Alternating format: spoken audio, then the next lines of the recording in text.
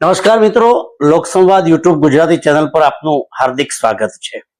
મિત્રો, એવું કહેવાય છે કે અંધા હે વો દેશ જહાં આદિત્ય નહીં, મુર્દા હે વો દેશ જહાં સાહિત્ય નહીં। સાહિત્ય એ સમાજને ઘડનારું સૌથી શક્તિશાળી અને નિર્ણાયક પરિબળ છે। મિત્રો, આજે આપણે સાહિત્ય જગતની એક એવી હસ્તી, એક એવી પ્રતિભા, એક એવી શખ્સિયતને મળવા જઈ રહ્યા છીએ કે જેમણે પોતાનું જીવન અધ્યાપન ક્ષેત્રે તો ખૂબ સરસ રીતે પસાર કર્યું છે, પણ નિવૃત્તિ પછી પણ એમણે સાહિત્યને પોતાનું જીવન બનાવ્યું છે।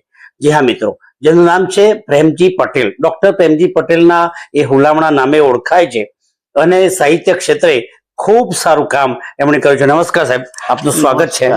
નમસ્કાર રમેશભાઈ। આપણે સાહેબને સૌથી પહેલા એવું પૂછીશું કે સાહેબ, આ લોક સાહિત્ય, આ લઘુકથા, આ બધા સાહિત્યમાં આવતા પહેલા આપને આ વિચાર ક્યાંથી આવ્યો? સાહિત્ય એ તમારા રસનો વિષય હતો, શોખનો વિષય હતો, કે પછી તમે પ્રોફેસર તરીકેના વ્યવસાયમાં હતા એટલે સંદર્ભ ગ્રંથોના પરિચયમાંથી આવ્યો, કે કેવી રીતે આ સાહિત્ય જગતમાં તમે પ્રવેશ કર્યો? પ્રશ્ન બહુ સારો છે રમેશભાઈ, પણ આ સાહિત્ય એ મૂળમાં તો એક કુદરતી પ્રતિભા અથવા બક્ષિસ હોય છે કે માણસને એની જાતે જ, કારણ કે જેમ આપણે કવિઓ જન્મે છે એવી વાત કરીએ છીએ, પોએટ્સ આર બોર્ન નોટ મેડ, બનતા નથી। જી સર। એ પ્રકારે મનમાં પડેલો જ હશે। પછી કોલેજ કાળ દરમિયાન હું તો આમ તો ગણિતનો વિદ્યાર્થી અને મેથેમેટિક્સ મારો સ્પેશિયલ વિષય હતો, પણ એક દિવસ પ્રોક્સી પીરિયડમાં એક સાહેબે વાત કરી આવીને કે તમને ગમતો હોય એ વિષય ભણજો, નહીં તો જેમ અણગમતું કપડું આપણે ખરીદી લઈએ ને પછી પહેરવામાં આપણે 15 દિવસ એનો વારો કાઢીએ, બીજા બુશર્ટ ગમતા હોય વહેલા પહેરીએ, એ સ્થિતિ થશે તમારી એમ। એટલે મેં એવું વિચાર્યું કે મને ખરેખર શું ગમે છે, તો મને તો ગુજરાતી વિષય ગમતો હતો। એટલે મેં થોડા સમય પછી સાહેબ પાસે રજા માગી કે મારે સાયન્સમાં રહેવું નથી, તો લગભગ 15 દિવસે તો મારી વાત સાહેબના ગળે ઉતારી શક્યો કે આટલું બધું સરસ ગણિત આવડે છે, આ માણસ ટ્યુશન વગર પાસ થાય છે ગામડાનો, તું આ નથી કરે, ગણિત મૂકીને ગુજરાતી મતલબ ગાંડો માણસ હોય તો જ આ કરે। તો ગાણા વિદ્યાર્થી તરીકે હું આર્ટ્સમાં આવ્યો અને ગુજરાતીમાં મેં આ, કારણ કે ગુજરાતી મને પ્રિય હતું એટલે મેં વાંચવા લખવાનું આવ્યો, તરત જ હું 4 વર્ગમાં પ્રથમ આવ્યો। અને એ જ સમય દરમિયાન કોલેજ મેગેઝિનમાં એ વખતે કૃતિઓ માગતા હતા સાહેબ કે કોલેજ મેગેઝિનમાં જે છોકરાને આપવું હોય કંઈ કાવ્ય છે કે વાર્તા છે, તો મેં એ વાર્તા આપી અને ત્યારથી જ મને એવું થયું કે હું લખી શકું। એક વાર્તા છપાઈ એટલે એનો ખૂબ આનંદ હતો અને પછી તો મેં ટીવાયમાં આવતા આવતા તો સવિતા વાર્તા સ્પર્ધામાં એક વાર્તા મોકલીને ત્યાં 2nd નંબર આવેલો અને ટૂંકી વાર્તામાં પ્રવેશ કર્યો। ટૂંકી વાર્તામાંથી મેગેઝિનો ઘેર આવતા થયા, પછી મેં મેગેઝિનોમાં જોયું કે ટૂંકી વાર્તા કરતાં લઘુકથા બહુ સારું સ્વરૂપ છે, એટલે મેં લઘુકથા તરફ થોડીક વધારે નજર રાખી અને મને એમ થયું કે આટલું બધું 4 પાના સુધી લખવું, 5 પાના સુધી જવું, એના કરતાં 1-2 ફકરામાં પતી જતું હોય તો લઘુકથાનું તો મને બહુ ગમી ગયું ને એ શોખનો વિષય મેં શરૂ કર્યો। એટલે એ અર્થમાં હું સાહિત્યમાં આવ્યો અને મૂળમાં કેટલીક સંવેદનાઓ પડેલી હશે અને વાંચન લેખનના કારણે એમાં વિકાસ થતો ગયો અને લઘુકથા સ્વરૂપ ક્ષેત્રે, ત્યાર પછી તો ગુજરાતી વિષયના અભ્યાસી હતા એટલે બીજા સ્વરૂપો પણ થોડાક પરિચયમાં આવે ને એ પણ ખેડતો થયો અને 1996 પછી લોક સાહિત્યમાં મેં પ્રવેશ કર્યો અને લોક સાહિત્ય આજુબાજુ જે જીવન હતું એ જીવનનો અભ્યાસ કરવાની ઈચ્છા થઈ અને એમાં હું લોક સાહિત્ય સુધી વિસ્તર્યો અને લોક સાહિત્યમાં પણ કેટલું કામ થયું।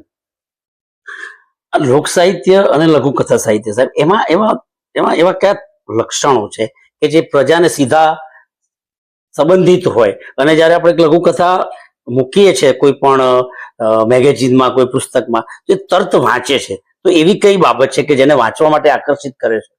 લઘુકથામાં તો કેવું છે કે હવે જેમ ટેસ્ટ મેચ છે તો 4-5 દિવસ જોવી, એના કરતા 20 ઓવરની 2020 વન ડે કે 2020 જોવાની લોકોની ઈચ્છા વધારે છે, કારણ કે ટાઈમનું ક્રાઇસિસ છે આ સમયમાં. એમાં પેલી 5-7 પાનાની વાર્તા વાંચવી એના કરતા ચા પીતા પીતા 1-2 ફકરાની કૃતિ હોય તો માણસ વાંચી શકે. એને એવી ઈચ્છા થાય કે 2 ફકરા છે ને, એટલે એક તો એનું ટૂંકું કદ મુખ્ય વસ્તુ. બિલકુલ સાહેબ. બીજું, લઘુકથામાં જે જીવન ધ્યેય જે કહી શકાય દ્વ્યર્થ અથવા જેને કહે કે વ્યંજના, એ ટૂંકી વાર્તાની જેમ જીવન તરફની કોઈ એક વ્યંજના પ્રગટ કરે છે. એટલે જેટલું આકર્ષણ ટૂંકી વાર્તાનું છે એનાથી એ વિશેષ આકર્ષણ વાચકને કદાચ લઘુકથાનું થાય, કારણ કે સમયની પાબંદી એમાં જળવાય છે. પહેલામાં લાંબી વાર્તા હોય તો સ્વાભાવિક છે કે તમારી પાસે અડધો કલાકથી વધારે સમય જોઈએ ત્યાં સુધી પહોંચતા. લોક સાહિત્ય તો એક જુદી જ વસ્તુ છે. એ સાહિત્યના જેટલો જ એક મોટો દરિયો લોક સાહિત્યનો છે, અને લોક સાહિત્ય લોક કેન્દ્રમાં છે. એમાં સાહિત્ય કહેવું એને બહુ અઘરું છે, કારણ કે જીવન જોડે સંકળાયેલી બાબત છે. માણસ જન્મે અને મૃત્યુ પામે ત્યાં સુધીના આખા જીવનમાં કોઈ પણ નાની મોટી ક્ષણો હોય તો એમાં લોક સાહિત્ય આવે ને આવે જ. પછી લગ્ન હોય તો આવે, મરણ હોય તો રાજ્ય મરસ્યા કે જેને હાઈ કુટીએ છે એ પ્રકારનું. તો જન્મથી લઈ પછી જનોઈ દેનાર હોય તો એ જનોઈના ગીતો ગવાતા હોય, લગ્નમાં લગ્નના ગીતો ગવાતા હોય, મરણમાં મરણ ગીતો ગવાતા હોય. એમ લોક સાહિત્ય લોક જીવન જોડે વણાયેલું છે, એ જુદું નથી. પણ આ લોક સાહિત્ય તરફ જવાનું એક ખાસ કારણ તો એવું થયું કે એક રાત્રે હું ખેતરમાંથી આવતો તો રાતના લગભગ 1 વાગે, અને એક બાજુના રાવળવાસમાં જાતર હતી. એટલે જાતર સાંભળવા હું ઊભો રહ્યો. એટલે મને એમ થયું કે આ ભુવાઓ વગેરે રેડી ગાય છે, બરાબર સર. તો આ રેડીમાં મને કશી ખબર જ પડતી નથી. અને હું ખરેખર તો ગુજરાતીનો અધ્યાપક છું ને આ ગાય છે ગુજરાતીમાં ગાય છે, તો મને ના ખબર પડે તો આ ગામમાં બીજાને તો ખબર પડવાનો બહુ પ્રશ્ન રહે નહીં. એટલે મેં એવો વિચાર કર્યો કે આ વસ્તુને સમજવી કે આ શું ગાય છે. ને બીજા દિવસ એમનો સંપર્ક કરીને મેં એમની જોડે મૈત્રી કેળવી, બેઠકો કરી વાતોની, અને પછી એને રેકોર્ડિંગ કરવા પ્રયત્ન કર્યો. રેકોર્ડિંગ કરીને એક એક શબ્દ સમજો છૂટો પાડીને ટેપ દ્વારા, કે થોડું વગાડું પછી એને લખવું, એમ કરી અને એને લિપિબદ્ધ કરતા મારે લગભગ 2-1 મહિના ગયા. હું વાત કરું છું 1996ની. અને પછી એ આખી રેડી તૈયાર થઈ. એના જાણકારો પાસે જઈ મેં એમાંના કેટલાક ટિપિકલ શબ્દો હતા એના અર્થો પણ મેળવ્યા અને એમાં નોંધ્યા. અને એમ મેં રેડી તૈયાર કરીને બોમ્બે ગદ્ય પર્વમાં છાપવા માટે મોકલી.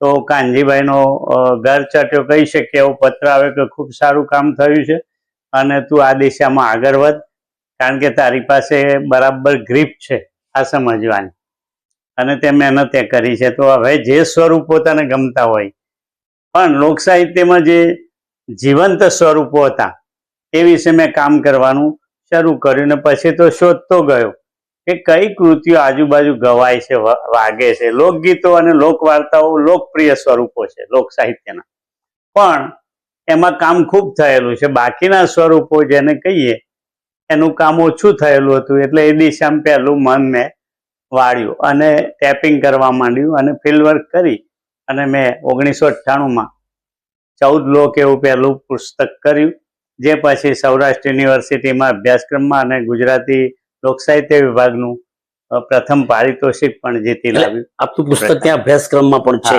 અભ્યાસક્રમમાં એ વખતે સૌરાષ્ટ્ર યુનિવર્સિટીમાં આવ્યું, અને અત્યારે તો એ લગભગ ઘણી બધી યુનિવર્સિટીમાં આવી ચૂક્યું છે. ને એના બદલે અહીંયા હેમચંદ્રાચાર્ય ઉત્તર ગુજરાત યુનિવર્સિટીમાં બીજું લોક જણસ કરીને પુસ્તક છે, અભ્યાસક્રમમાં હાલ પણ છે. લોક જણસ? હા, લોક જણસ. એટલે વારાફરથી એ પુસ્તકો ગમે ત્યાં લોક સાહિત્ય વિભાગમાં અભ્યાસક્રમમાં આવતા હોય છે. 5 પુસ્તકો તો સળંગ એના થયા જ જુદા જુદા. હમણાં 2021માં લોકમણી નામનો લોકવાર્તાઓનો સંચય કર્યો અને 2023માં લોક સાહિત્યનો એને મુખ્ય એવોર્ડ કહી શકીએ એવો ઝવેરચંદ મેઘાણી લોક સાહિત્ય એવોર્ડ થી 2023ના વર્ષનો નવાજવામાં આવ્યો અને મારા માટે બહુ આનંદની ઘડી હતી. મેં કરેલું કામ શાસ્ત્રીય દ્રષ્ટિએ ગણાયું છે એ અર્થમાં આનંદ થયો છે. હાલે ઝવેરચંદ મેઘાણી એવોર્ડ, હા, સાથે જોડાયું નામ આપનું સાહેબ, એટલે એ ખરેખર બહુ જ મોટી વસ્તુ છે આપના માટે. અને સાહેબ આપે જે કહ્યું ને કે લોક સાહિત્ય લોકોના સંપર્કમાંથી તમે આ એક વસ્તુ પેદા કરી, તો આ લોકો સાથેનો જે સંપર્ક છે એમાં કોઈ મુશ્કેલીઓ ખરી? હા, લોક સાહિત્યની મુખ્ય વસ્તુ અથવા મુશ્કેલી જેને કહીએ, કારણ કે તમે કોઈને ગાતો સાંભળો છો અથવા કોઈ માણસ સારું ગાય છે પણ એને તમે કહેવા જાઓ કે તમે લગ્ન ગીત કે સત્યનારાયણની કે ફલાણું કામ તમે અત્યારે કરી આપો બપોરે, તો એ એવું કહે છે કે અત્યારે મૂડ ના હોય, તો તમે એ વખતે આવજો, એ વિધિ ચાલતી હોય એ વખતે કરી દેશું બહુ તો. એટલે કે એ શક્ય હોતું નથી. એના માટે તમારે એ માણસ જોડે એટલી બધી બેઠક કરવી પડે. તમારા ખુદના કોઈ સંબંધી હોય, માનો કે તમારા મામા ગાતા હોય તો તમે કહો એટલે ગાવા માંડે એવું નથી હોતું. તમારે એની જોડે એટલી ઇન્ટિમસી કેળવવી પડે છે, કારણ કે ગાનાર તો ગમે તે વર્ગમાંથી આવતો હોય છે, કોઈ એક તમારા સંબંધમાંથી જ આવે એવું નથી હોતું. અને એની જોડે એવી ગરોબો બંધાય તમારો કે સારી રીતે તમે કહો ત્યારે ગાઈ આપે અને આપણે એને રેકોર્ડ કરીએ અને રેકોર્ડ કરવાનું છે એવું કહો ત્યારે તો એ વધારે એલર્ટ થાય છે ને એ માણસ ગાવા માટે તમને ચોક્કસ ટાઈમ આપે. એવું 5-10 વખત બને ત્યારે એકાદ વખત ગાય છે એવો મારો જાત અનુભવ છે ફિલ્ડ વર્કનો. કારણ કે હું અહીંથી બધું લઈ ગયો હોય, બધો સામાન ગોઠવું, ટેપનો વાયરિંગ કરું, બધું કરું અને ગાવાનું કહું એટલે કે છે આજે તો ગળું ખરાબ છે એટલે નહીં મેળવે.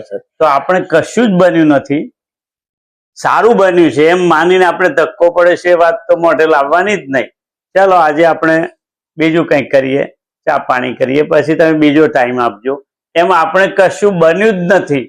આપણો ખર્ચો કે કોઈ વસ્તુ વિશે આપણે એની આગળ બોલવાનું નથી અને બીજી વાર ટાઈમ લેવાનો, બીજી વાર જવાનો, એવું 2-3 વારે જવું પડે ઘણા માણસો. અને પછી એને એવો થાય છેલ્લે કે હવે ગાવું જ પડશે, આ માણસ છોડી નહીં દે, ફરીથી બોલીએ છે, ફરીથી ટાઈમે આવી જ જાય છે. એટલે આવું ફિલ્ડવર્કમાં ઇન્ટિમસી કેળવવી એ મુખ્ય સ્ટેપ છે. હવે ઇન્ટિમસી કેળવવા માટે એને જે ટેવ હોય, તમારા સંબંધીની ખબર ના કાઢશો તો ચાલશે, પણ એને તાવ આવ્યો હોય તમારે ખબર લેવા જવું પડે ઘેર, જાણે કે તમે અંગત માણસ છો એવી એને મનમાં થઈ જવું જોઈએ, તો પછી એ તમારા કયાથી ગાય, બાકી તો ગાતા હોતા નથી. સાહેબ આપે પીએચડી ના ઘણા બધા અધ્યાપકો હોય કે વિદ્યાર્થીઓ હોય એમને પણ માર્ગદર્શન આપ્યું છે. અત્યાર સુધી સાહેબ કેટલા બધા વિદ્યાર્થીઓને આપ્યું? મારા અંડરમાં હેમચંદ્રાચાર્ય યુનિવર્સિટીમાં 12 વિદ્યાર્થી પીએચડી થયા છે, બીજા એમફિલ પણ 2-4 થયા છે અને 30 વિદ્યાર્થીઓ ડેઝર્ટેશન રાખી અને કામ કર્યું છે. આ સિવાય પણ આ તો મારા જેને કહીએ કે રજીસ્ટ્રેશન થયેલા વિદ્યાર્થીઓ, એ સિવાય કોઈ માણસ આવ્યો, તમારા જેવો ઓળખીતો મિત્ર આવ્યો ને એમ કહ્યું કે આ સ્ટુડન્ટના આ પ્રોબ્લેમ છે કે આ ટાઈપનો વિષય છે ને ભૂલ થઈ છે, થોડો અઘરો વિષય લઈ લીધો છે, તો એનું પણ કામ મેં કર્યું છે બહુ રાજી થઈને. એને 2-4 બેઠકો માટે બોલાવ્યો હોય અને એનું કામ કરી આપ્યું હોય એવો પ્રયત્ન કર્યો છે અને એનો આનંદ છે મને. સાહેબ અધ્યાપક અને એ પણ કોલેજના પ્રોફેસર, મતલબ આટલા સારા ઊંચા પદ ઉપર આપે 30 વર્ષ કરતા વધારે સમય ફરજ બજાવી, ખૂબ સારો પગાર અને તમે ધારો એવું વૈભવી જીવન પણ તમે કોઈ પણ નજીકના મોટા શહેરમાં જઈને જીવી શકો. એના કરતા તમે તમારા મૂળ જન્મભૂમિ એટલે કે કેરળ અને એનું આજુબાજુનું વાતાવરણ, આજે પણ તમે ત્યાંના ત્યાં, મતલબ આ જે ગ્રામ્ય પરિવેશ છે, આજે તમારું સાહિત્યિક જગત જે છે એ ત્યાંનું ત્યાં એની વચ્ચે તમે જીવો છો, તો આ તમારું કમિટમેન્ટ છે? ના, કમિટમેન્ટ નહીં, પણ મૂળ મુદ્દામાં એવું કે મને પહેલેથી કે કોઈનું જોઈને કશું કરવું એવું સૂઝે નહીં. મને એમ થાય કે આ સાયકલથી જ આનંદ આવે છે, તો હું કંઈ ગાડી લાવી દઉં એ ટાઈપનો માણસ નથી, પહેલી વાત એ. બીજું કે હું કદાચ ગામડામાં રહ્યો છું એટલે લોક સાહિત્ય સુધી પહોંચ્યો છું. આમ તો મને હાજી, શહેરની બિલકુલ ઓફરોથી, પ્રિન્સિપાલ કે બીજી પોસ્ટો મળતી હતી સામેથી, પણ મેં એવું કહ્યું કે મને કદાચ નહીં જ ફાવે, અહીં ઠીક રહે છે. અને હું મારા ઓરિજિનલ જેને કહીએ એ જ જીવનમાં, જે પહેલા ધોરણથી જે ઘરમાં ભણતો હતો એ જ છેક રિટાયર્ડ થયો ત્યાં સુધી એ જ ઘરમાં રહ્યો. આ ઘર નવું કર્યું છે એકાદ વર્ષ પહેલા જ અહીંયા આવ્યો છું, બાજુમાં જ છે જૂનું ઘર. અને છેક સુધી અભ્યાસ કર્યો એટલું જ નહીં, ભણાવ્યા ત્યાં સુધી હું ત્યાં જ રહ્યો. ત્યાંથી તલોદ આવજા કરતો. આજે મને કોઈ શહેરમાં મફત કોઈ બંગલો આપી દે 10, 15, 20 લાખનું અને એમ કે તમે રહો અહીંયા આવીને તમારો બંગલો આ ચાવી, તો મને એ વસ્તુ સ્વીકાર્ય ન બને. મારું મન સ્વીકારવા ના પાડે કે રહેવાનું તો અહીંયા જ રાખવું પડે. એ સ્થિતિ છે આજે.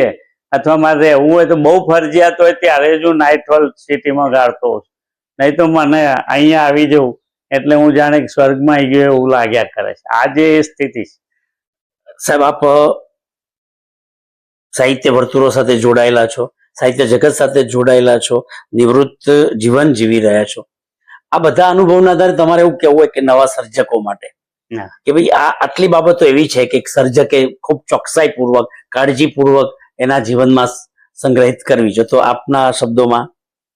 હા, સર્જકે હંમેશા જેને કહીએ કઠિન પરિશ્રમ નો કોઈ વિકલ્પ નથી એવું ઇન્દિરાબેને કહેલું. જી બિલકુલ સાહેબ. એ સર્જક માટે પણ વાત સાચી છે, કેમ કે એને વાંચવું જોઈએ. ખાતર પાણી સિવાય પ્રતિભા એકલી હોય, પણ ખાતર પાણી સિવાય જેમ કોઈ છોડને લીલોછમ અથવા વધારે સોળાની ફૂલેલો ફાલેલો રાખવો હોય, તો એ માટે સર્જકે પણ દરરોજ તો એ સર્જન કરી શકતો નથી, તો એ વાંચન તો કરી જ શકે. એટલે જ્યારે જ્યારે એને સમય હોય, તો સર્જન ન કરવાનો સમય હોય ત્યારે હંમેશા વાંચે અને જગતમાં પોતાની માતૃભાષાની ક્લાસિક કૃતિઓ, જી સર, કે સિવાય હિન્દીની ક્લાસિક કૃતિઓ અથવા જે કોઈ ભાષાની એને સમજણ હોય એ ભાષાની પ્રશિષ્ટ કૃતિઓનું વાંચન કરે. અને પ્રશિષ્ટ કૃતિઓના વાંચનથી એનું ચિત્ત વધારે ઘડાય અને એની કોઈ કૃતિ કલાકૃતિ બને એ પ્રકારનો પ્રયત્ન એમાં ઓટોમેટિક આવે જ છે. એટલે જો કોઈ નવા સર્જકને મારે કહેવું હોય તો એટલું કહી શકાય, જેમ સ્ટુડન્ટને કહીએ એમ, કે તમારે સર્જન કલાત્મક બનાવવા માટે, સર્જન કરવા માટે અથવા એના માટે મૂળમાં તો તમારી પરિશ્રમ, વાંચનનો અને તમારા કોઈ માર્ગદર્શક હોય તો એ માણસને તમારી કૃતિ બતાવો અને એ કેટલી વખત તમે એમાં સુધારા વધારા રજૂ કરો અને એક સારી કૃતિ, કલાત્મક કૃતિ સુધી પહોંચી શકો એવું મારું માનવું છે. છેલ્લી વાત સાહેબ આપની પાસે, એ તમે અત્યાર સુધી જે વાંચ્યા હોય એમાં તમારે આમ કેવો કે આ 5 પુસ્તકો તમને ખૂબ ગમ્યા હોય એવા 5 પુસ્તકો થાય? એટલે ખાસ તો મંટોની જે વાર્તાઓ, બરાબર સાહેબ, જેને કહીએ કે મને જે પ્રિય ગણાય, અને રશિયન ચેખોવની વાર્તાઓ. બિલકુલ સાહેબ. આ બે સર્જકો વિદેશી સાહિત્યમાં ટાગોરની નવલકથાઓ, ગોરા વગેરે, ઘરે બાહિરે ગોરા, એ પુસ્તકો તમે વાંચો. બીજું ગુજરાતીમાં આવો તો જે આપણે જેને જ્ઞાનપીઠ મળ્યો છે એવા લેખક, ખાસ તો પન્નાલાલ પટેલ સરસ મળેલા, જેવી કે માનવીની ભવાઈ કે બીજી વાર્તાઓ, કારણ કે માસ્ટર સ્ટોરી ટેલર છે. તો એ અને કવિતાઓનો વિચાર કરવા બેસીએ તો નરસિંહ મહેતાથી કાંત અને ઉમાશંકર સુધીમાં જે સર્જકો ક્લાસિક ગણાય છે એમનું ચયન કરતા રહેવાનું ગમે છે. આજે ઉમાશંકરના પ્રાચીના કે મહાપ્રસ્થાન વાંચવાનું મનમાં જાગે અને હું ઘણીવાર જોતો હોઉં છું. એટલે મારી પ્રિય કૃતિઓમાં આ બધી કૃતિઓ આવે. ખૂબ ખૂબ ધન્યવાદ. તો આ હતા ડોક્ટર પ્રેમજી પટેલ, લોક સાહિત્યના મરમી. હજુ પણ એમની પાસે અઢળક લઘુકથાઓ પણ છે ને લોક સાહિત્ય છે, અને ભવિષ્યમાં આપણે એમને હજુ પણ ખૂબ માણવાના છે. ખૂબ ખૂબ શુભકામનાઓ સાથે ધન્યવાદ સાહેબ. Thank you, thank you, thank you. Doctor Premji પટેલની એક બીજી ખાસિયત છે કે સાહિત્ય સર્જકો સાથે ગરબો કેળવવો, એમની સાથે મુલાકાત કરી, વાર્તાલાપ કરવો, અને એના ભાગરૂપે એક અભિવ્યક્તિ વર્તુળ ચાલે છે, જ્યાં 15 થી 20 જેટલા સર્જકો જે છે મહિનામાં એકવાર મળી અને અલગ અલગ સાહિત્ય સ્વરૂપો પર ચર્ચા કરે છે. અને એનું પરિણામ એટલું સરસ આવ્યું કે આ વર્તુળમાંથી ઘણા બધા પુસ્તકો તાજેતરમાં પ્રકાશિત થયા છે. તો આ પણ એમના જીવનની એક નોંધવા જેવી બાબત છે.